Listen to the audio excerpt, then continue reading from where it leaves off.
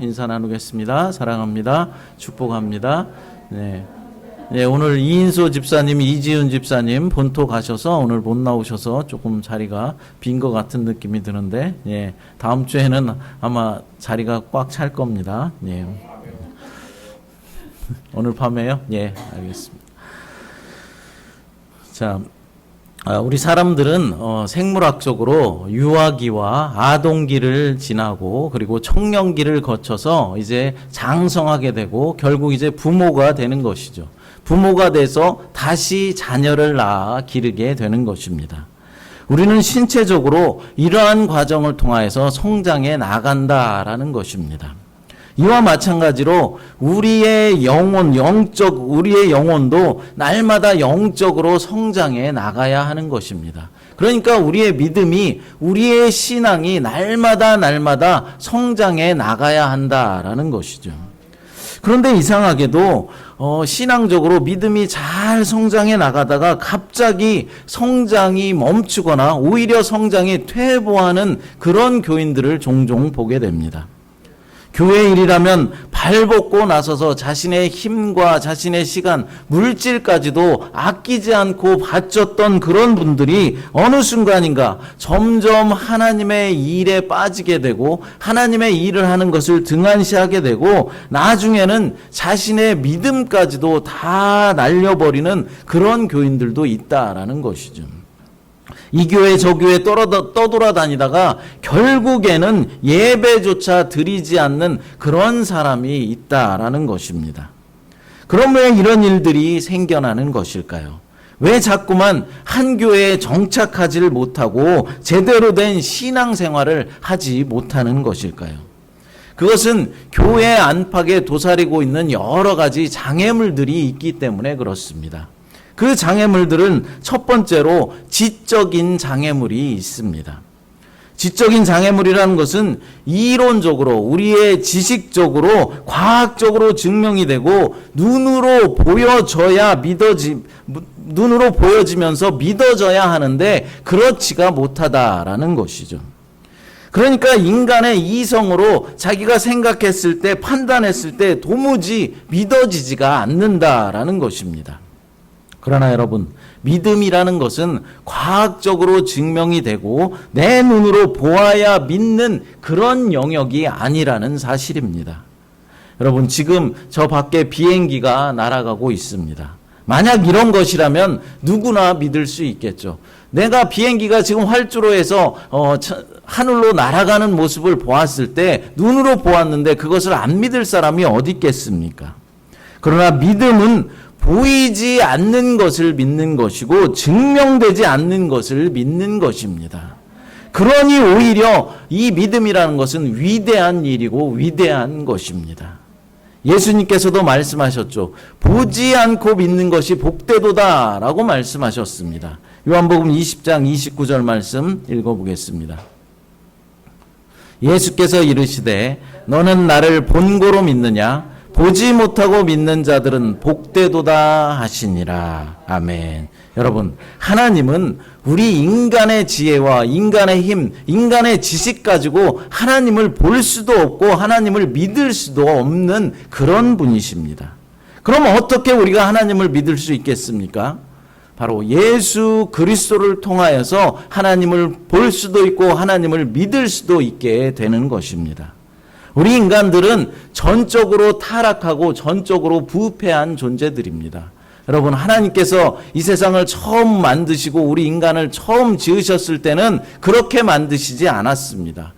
하나님을 알 수도 있고 하나님을 믿을 수도 있도록 우리 인간을 지으셨다라는 것이죠. 그러나 우리 인간의 조상인 아담과 하와가 선악과를 따먹고 난 이후에 타락하였고 부패하게 되어서 하나님을 알 수도 없고 하나님을 믿을 수도 없는 그런 존재로 바뀌어버렸다라는 것이죠. 그러나 그런 상태로 그냥 놔두신 것이 아니라 하나님께서 우리를 너무나 사랑하심으로 독생자 예수 그리스도를 이 땅에 보내심으로 예수 그리스도를 통하여서 예수 그리스도를 믿음으로 우리가 하나님을 알 수도 있고 하나님을 볼 수도 있고 하나님을 믿을 수도 있게 된 것입니다. 여러분, 보지 않고 믿는 것이 믿음이고 더 복되다라는 사실을 믿으시기 바랍니다.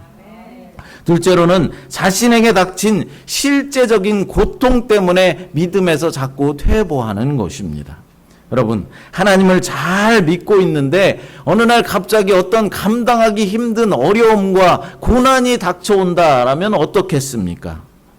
내가 그래도 열심히 하나님을 잘 섬겨왔는데 왜 우리 가정에 이렇게 힘든 일이 생기는가? 나한테 왜 이렇게 자꾸만 어려운 일들만 생기는가 하면서 하나님을 떠날 수도 있다라는 것이죠. 작은 어려움이 아니라 큰 어려움이 한꺼번에 닥쳐오면 그럴 수 있다라는 것입니다. 내게 이런 아픔이 있다는 것 자체가 바로 하나님이 없다는 증거다라고 생각한다라는 것이죠. 그러나 여러분, 이것은 성경을 제대로 읽지 않아서 생기는 오해입니다. 성경 말씀을 제대로 알지 못해서 생기는 오해라는 것이죠. 여러분, 성경에는 여러분들 잘 아시는 것처럼 축복받은 사람들의 기록도 많이 기록되어 있지만은 핍박받고 고통당한 사람들의 기록이, 그런 이야기들이 많이 기록되어져 있다라는 사실입니다. 고린도후서 11장 24절부터 27절까지 한번 천천히 읽어보겠습니다. 유대인들에게 40에서 하나 감한매를 5번 맞았으며 3번 태장으로 맞고 1번 돌로 맞고 3번 파산하고 1주야를 깊은 바다에서 지냈으며 여러 번 여행하면서 강의 위험과 강도의 위험과 동족의 위험과 이방인의 위험과 시내의 위험과 광야의 위험과 바다의 위험과 거짓 형제 중에 위험을 당하고 또 수고하며 애쓰고 여러 번 자지 못하고 줄이며 목마르고 여러 번 굶고 춥고 헐벗었노라. 그렇습니다. 사도 바울의 고백이죠. 이것이 바로 사도 바울은 하나님을 잘 섬겼으며 복음을 전하기 위해 애썼던 그런 사람이었지만, 정말로 믿음이 신실한 그런 사람이었지만 지금 읽은 이런 어려움과 고통을 받고 살았다라는 것입니다. 그러니까 여러분, 하나님이 주시는 축복도 하나님의 영광을 위해 귀한 것이지만은 하나님이 주신 고난도 그것이 하나님의 영광을 위한 것이라고 한다면은 우리는 다 감수해 내야 하는 것입니다. 그럴 때 결국 우리는 하나님 나라에서 해같이 빛나는 은혜를 누릴 수가 있게 되는 것이죠. 셋째는 기독교와 교회 그리고 그리스도인들에 대한 부정적인 생각 때문입니다. 무슨 말입니까? 쉽게 말해서 이런 것이죠. 나 목사님 때문에 교회 다니기 싫어. 목사님 보기 싫어서 교회 다니기 싫어. 교회가 부패하고 교회가 썩어서 나 예수 안 믿을 거야. 이렇게 말하면서 교회를 떠난다라는 것입니다. 여러분, 충분히 이해될 수도 있습니다. 그러나 여러분, 교회가 부패하고 교회가 썩었다면은 그 교회에 속해 있던 자기 자신의 잘못이 있다는 사실을 또 먼저 우리는 알아야 할 것입니다. 또한 누구누구의 잘못 때문에, 목사의 잘못 때문에 교회에 안 나가고 예수를 믿지 않겠다라고 말하는 사람은 먼저 자기 자신을 뒤돌아볼 필요성이 있는 것입니다. 그런 사람 치고 다른 사람에게 좋은 평가를 받는 사람은 없기 때문입니다. 그러니까 자기 자신의 잘못은 생각하지 못하고 교회가 잘못했다라고만 생각하고 목사가 잘못이다라고 목사의 잘못만 보려고 하고 다른 성도들의 잘못만 보려 한다라는 것입니다. 예수님은 이런 사람들에게 경고의 말씀을 하셨습니다. 마태복음 7장 3절 말씀입니다. 어찌하여 형제의 눈 속에 있는 티는 보고 내 눈 속에 있는 들보는 깨닫지 못하느냐. 아멘. 다른 사람의 잘못을 보려 하지 말고 자신이 먼저 변화되려고 노력해야 한다라는 것이죠. 자신이 변화되면은 다른 사람이 잘못을 하고 좀 잘못된 모습을 보여도 그것이 은혜로 보일 수 있다라는 것입니다. 여러분, 우리의 믿음은 날마다 깨어져야 하는 것입니다. 예수님을 인격적으로 만나서 깨어지고 무너져 내려야 한다라는 것이죠. 그래야 온전한 믿음을 회복할 수가 있는 것입니다. 오늘 본문에 보니까 한때는 열정적인 그런 믿음을 가지고 예수님을 따랐지만은 조금씩 잘못된 신앙의 수렁 속에 빠졌던 예수님의 제자가 등장하고 있습니다. 누구가 등장하고 있죠? 베드로가 나옵니다. 베드로는 예수님의 수제자였고 열정적인 그런 제자였습니다.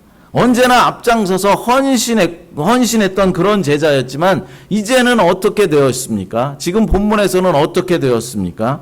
과거의 모습으로 되돌아갔다라는 것이죠. 예수님을 만나기 이전으로 되돌아간 것입니다. 다시 어부 생활을 하고 있습니다. 예수님께서 사람 낚는 어부로 세워주셨지만 이제는 물고기를 잡았던 옛날의 모습으로 되돌아갔다라는 것이죠. 신앙이 정체된 것입니다. 아니, 신앙이 뒤로 퇴보한 것입니다. 베드로는 어쩌다가 이렇게 믿음이 퇴보하게 된 것일까요? 예수님께서 로마 병정들에게 잡혀가서 십자가에 못 박혀서 힘없이 돌아가시자 그 믿음이 완전히 무너져 내린 것입니다. 하지만 하나님은 무너진 베드로의 믿음을 다시 회복시켜 주셨습니다. 디베라 바닷가에 찾아오신 부활하신 예수님을 만남으로 베드로는 철저하게 깨어졌고 다시금 회복된 믿음을 가질 수 있었습니다. 지금 여러분들의 신앙의 모습은 어떻습니까? 지식적으로 믿지 못하는 그런 단계에 있습니까? 아니면 내게 닥친 현실적인 고난들 때문에 하나님을 신뢰할 수 없는 단계입니까? 그것도 아니면 기독교에 대한 불신과 교회에 대한 반감, 그리고 목사나 성도들의 잘못 때문에 지금 믿음이 자꾸만 약해져 가고 있는 상태입니까?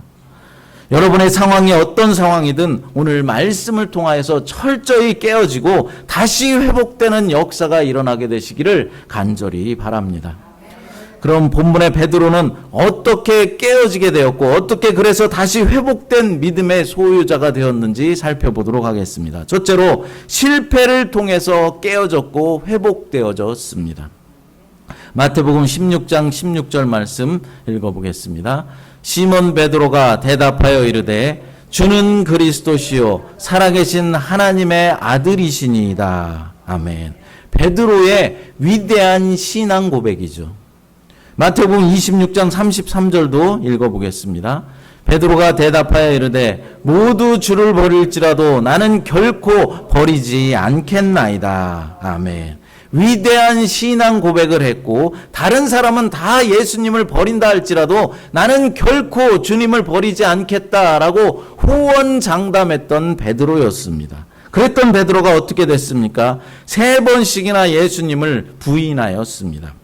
저주까지 하면서 나는 예수님과 전혀 상관이 없는 사람이다 라면서 부인하였습니다. 그리고 예수님께서 십자가에서 힘없이 못 박혀 돌아가시고 나자 베드로는 무엇을 하고 있습니까? 다시 과거의 삶으로 되돌아가 버렸다라는 것이죠. 어부가 되었습니다. 물론 이럴 수도 있습니다. 그렇게 믿고 따랐던 예수님께서 아무런 힘도 써보지 못하고 십자가에서 허무하게 돌아가시게 되자 다 낙담이 되고 모든 것이 좌절되었을 것입니다. 그래서 그만 예수님의 말씀을 다 까맣게 잃어버리고 고기 잡는 어부로 되돌아간 것이죠. 하지만 이것은 영적으로 볼 때는 믿음의 정체요, 신앙의 퇴보라는 것입니다. 주는 그리스도시요 살아계신 하나님의 아들이시니다 라고 이런 위대한 신앙 고백을 드렸던 베드로가 예수님을 모른다고 부인을 하였고 이제는 아무것도 관여하고 싶지도 않고 섞이고 싶지 않아서 다시 과거의 모습으로 되돌아간 것입니다. 신앙이 계속해서 추락하였다라는 것이죠.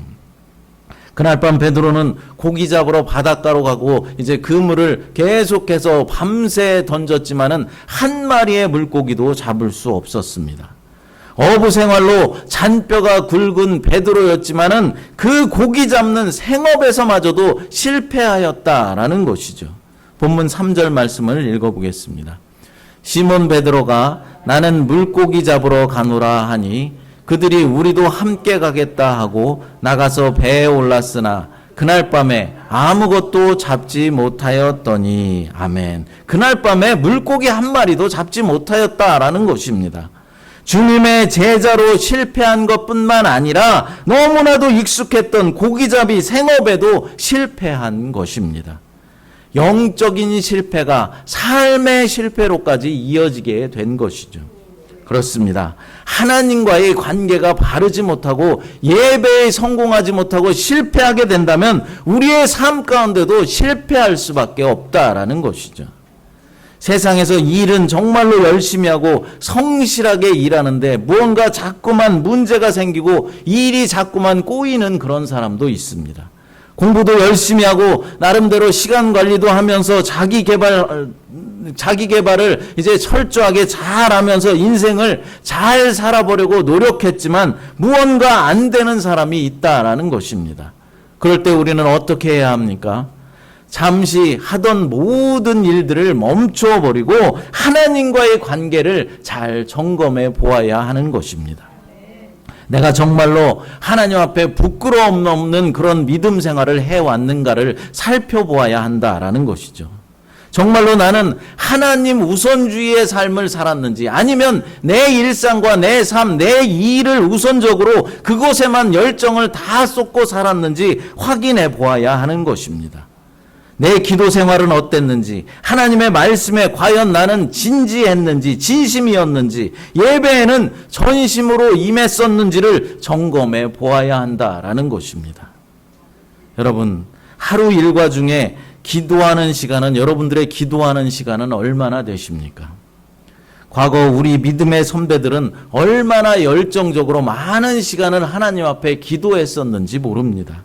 그런데 요즘 성도들은 정말로 기도하는 성도를 찾아보기가 힘듭니다. 눈을 씻고 봐도 기도하는 성도들이 없습니다.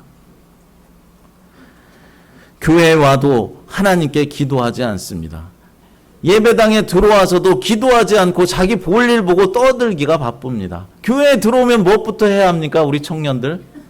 기도부터 해야죠. 근데 기도하는 청년이 없어요. 내가 한 번 봤는데. 들어오면은 무조건 기도부터 해야 하는 것입니다. 짧게라도 기도를 해야죠. 그리고 볼일을 봐야 하는 것이죠. 일주일에 한 번 교회에 나오시는 분들이 교회에 와서 단 10분도 기도하지 않는다라는 것이죠. 여러분, 그런 분들이 집에서 따로 시간을 내서 기도하시겠습니까? 교회에 와서 기도하지 않는데 집에서 따로 시간을 내서 밤에 나는 기도합니다. 이거는 믿을 수 없는 일입니다. 교회에 와서 기도해야 하는 것이죠. 주일날 나오면은 기도하시기 바랍니다. 단 10분이라도 주님 앞에 집중해서 기도하시기 바랍니다. 목사가 앞에서 기도하고 있는데 왜 성도들은 기도하지 않는지 모르겠습니다. 주님의 말씀을 들었으면 단 한 주간만이라도 말씀에 순종해서 살려고 노력하는 것이 하나님의 말씀을 들은 사람들의 최소한의 반응일 것입니다. 그런데 우리는 어떻습니까? 예배 시간, 이 설교 시간에만 말씀을 듣고 있지 예배가 끝나자마자, 설교 말씀이 끝나자마자 다 잃어버리고 원래 나의 모습으로, 나의 과거의 모습, 옛 모습으로 뒤돌아간다라는 것이죠. 사랑하는 여러분, 우리가 분명히 알아야 할 것은 하나님과의 관계가 바르지 못하면, 우리가 제대로 된 신앙생활을 하지 못하고 있다면 나의 삶 속에서의 모든 관계도 어그러질 수 있고 모든 일들 가운데 어려움과 고난이 닥쳐올 수 있다라는 것입니다. 여러분의 일상의 삶이 평안하지 못하고 어려움들이 있습니까? 하나님과의 관계를 먼저 점검해 보시기 바랍니다. 문제의 해답은 바로 그곳에 있는 것입니다. 여러분, 그러나 우리 하나님은 정말로 좋으신 분이십니다. 왜입니까? 우리가 실패했을 때 우리를 찾아오시기 때문입니다. 우리의 믿음이 정체되고 있을 때, 우리의 믿음이 퇴보되고 있을 때 우리를 찾아오신다라는 것이죠. 실패의 현장, 패배의 현장에 찾아오셔서 우리를 위로해 주시고 다시 한번 기회를 주셔서 힘을 주시는 것입니다. 이 얼마나 감사한 일입니까? 다시 하나님께서 기회를 주시지 않는다면 우리는 그냥 죽을 수밖에 없는 그런 사람들입니다. 그러나 하나님께서는 너무나 사랑이 많으셔서 실패했더라도, 믿음이 퇴보했더라도 우리를 찾아오셔서 다시 기회를 주시고 다시 세워주신다라는 사실입니다. 우리 사람은 실패를 경험하면서 교만과 기세가 꺾이고 진정으로 자신을 뒤돌아보게 되는 것입니다. 여러분, 한참 힘이 넘치고 젊음이 있을 때 우리 젊은이들이 이 시기에는 어떻습니까? 두려울 것도 없고 뭐든지 하면 다 할 수 있을 것 같은 그런 기세들이 있습니다. 하지만 점점 나이가 들고 실패를 한두 번 경험하고 좌절을 경험하면 이제 어떻게 됩니까? 아, 나의 힘으로는 안 되는구나. 내가 이렇게 부족한 사람이었구나 라는 것을 깨닫게 되고 교만했던 자아가 깨어지고 마음이 조금은 누그러지게 되는 것입니다. 그러면서 하나님이 도와주셔야 되는구나. 내 힘만으로 되는 것이 아니구나. 이 세상을 살아간다는 것이 내 힘과 내 지혜와 내 노력 갖고 되는 것이 아니구나 라는 것을 깨닫게 되고 의지할 분은 오직 하나님 뿐이시구나. 내가 신뢰할 분은 오직 하나님 한 분뿐이시구나 라는 것을 이제 점점 깨달아가게 되는 것입니다. 베드로도 실패의 경험을 통해서 자아가 완전히 깨어졌습니다. 그때 예수님이 찾아오신 것이죠. 우리도 마찬가지입니다. 어려움과 실패를 통해서 나의 자아가 완전히 깨어지고 무너질 때 주님을 보게 되고 만나게 되는 것입니다.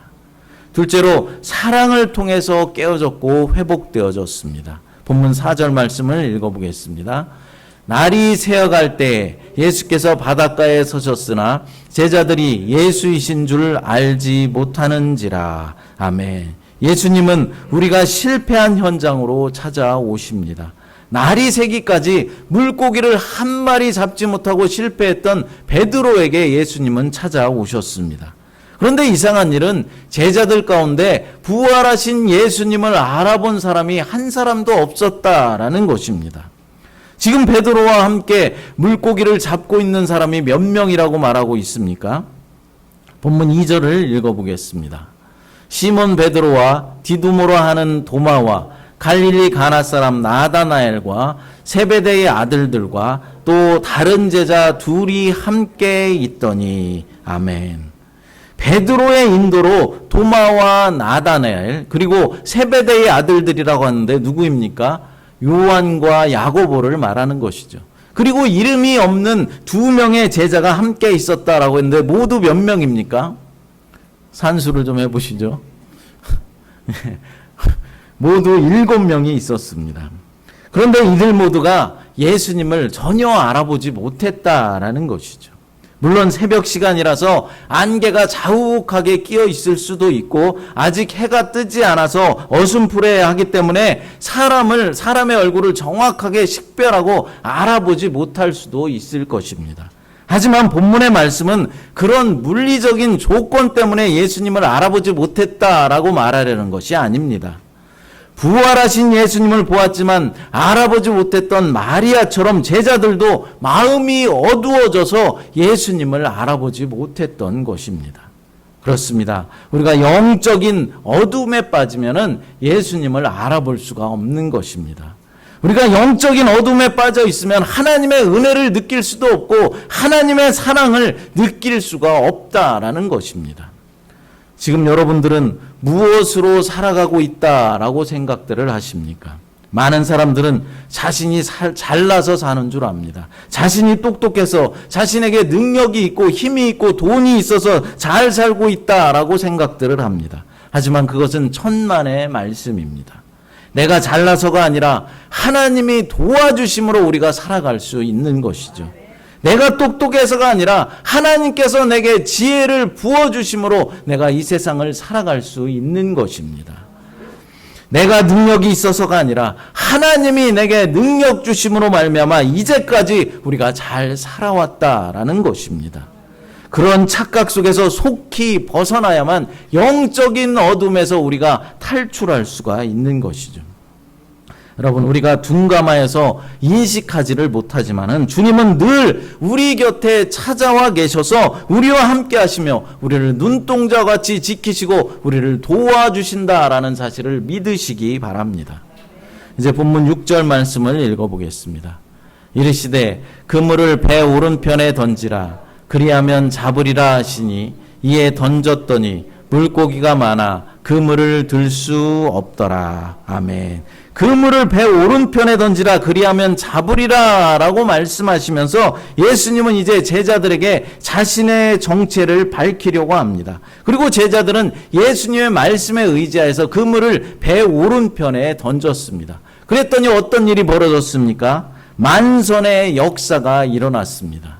베드로는 이 놀라운 어획량을 보고서 분명히 이 배후에는 예수님이 계시다라는 사실을 이제 확실하게 알게 되었습니다. 예수님만이 이런 기적을 베풀 수 있다라는 사실을 알게 되었다라는 것이죠. 왜냐하면 이런 일은 베드로가 전에도 한 번 겪었던 일이었기 때문입니다. 예수님을 처음 만났을 때 예수님의 말씀에 의지해 그물을 던지자 그물이 찢어질 정도로 많은 물고기를 잡은 적이 있었기 때문입니다. 누가복음 5장 6절이죠. 6절 말씀 읽어보겠습니다. 그렇게 하니 고기를 잡은 것이 심히 많아 그물이 찢어지는지라. 아멘. 이제 확실히 예수님이다라는 사실을 알아차린 베드로는 주님께로 나아가죠. 자신에게 찾아오신 주님께 감격하며 그 심령은 완전히 깨어졌습니다. 본문 9절을 읽어보겠습니다. 육지에 올라오니 숯불이 있는데 그 위에 생선이 놓였고 떡도 있더라. 아멘. 먼 거리를 헤엄쳐서 예수님 앞으로 나간 베드로 앞에 따뜻한 조찬이 준비되어져 있었습니다. 누가 준비한 것입니까? 예수님께서 준비해 주신 것입니다. 숯불은 새벽 추위에 떠는 몸을 녹이기 위함이었고 떡과 생선은 허기진 제자들의 배를 채우기 위한 예수님의 사랑이었습니다. 그렇습니다. 주님께서 우리들에게 찾아오시면, 주님께서 나에게 찾아오시면 우리에게는 숯불과 같은 따스함이 있다라는 것이죠. 떡과 생선과 같은 그런 일용할 양식들로 우리들을 날마다 채워주신다라는 것입니다. 이것이 바로 주님의 은혜이고 우리 주님의 사랑입니다. 베드로가 진정으로 깨어지고 다시 회복될 수 있었던 것은 이 주님의 따뜻한 사랑 때문이었습니다. 자신 속에 있는 주님의 사랑을 재발견했기 때문입니다. 사랑하는 여러분, 아직도 주님의 사랑을 확신하지 못하고 계십니까?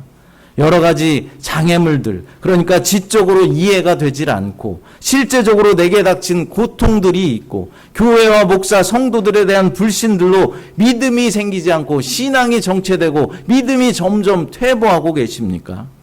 지금 여러분의 실패 가운데 찾아오셔서 우리의 모든 것을 채워주시는 주님을 만나시기 바랍니다. 우리 주님을 느끼시기 바랍니다. 예수 그리스도를 발견하시기 바랍니다. 나를 깨어지게 하시며 우리를 회복시켜 주시는 분은 오직 예수 그리스도 한 분뿐이심을 믿으시기 바랍니다.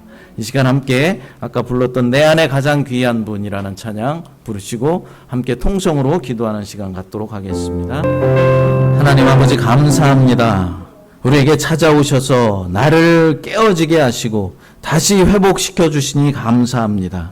우리가 실패할 때도 믿음이 없고 믿음이 정체되고 믿음이 퇴보할 때에도 나에게 찾아와 주시니 감사합니다.